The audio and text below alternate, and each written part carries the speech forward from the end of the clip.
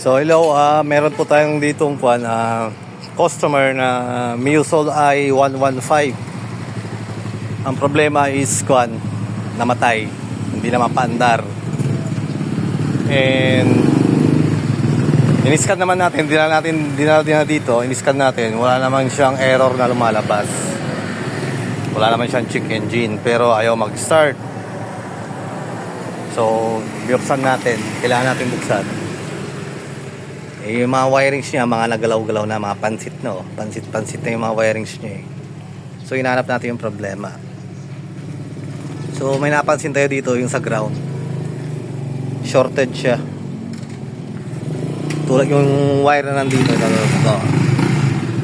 Yan, may wire yan. Puro dugtong na kasi. Hindi ko alam kung anong nangyari dito. Puro dugtong. Ngayon, may nakita tayong yun. Gumagasgas. May gumagasgas. Tapos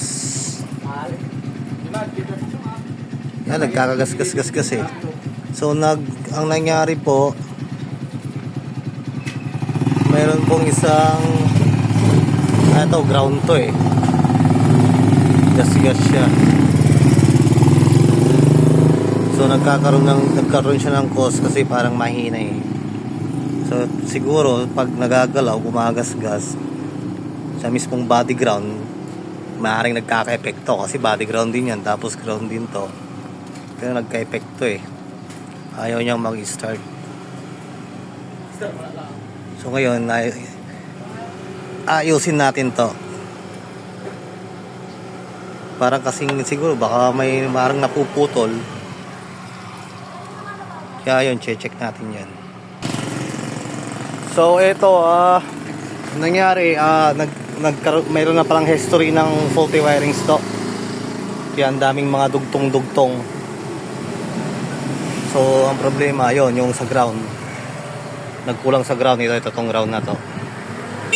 Bali 4 na wire to So nagka-problema yung isang ground niya. So inayos natin. Inintak natin ulit. And ayun. So nag-i-start na siya.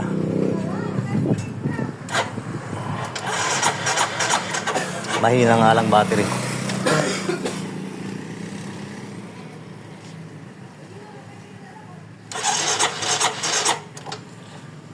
Mahina battery. Ayan, umandar na po siya. Ayan po.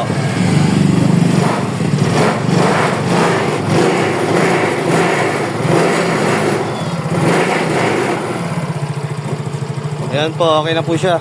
Goods na, nagka-problema lang dito sa ground. Okay.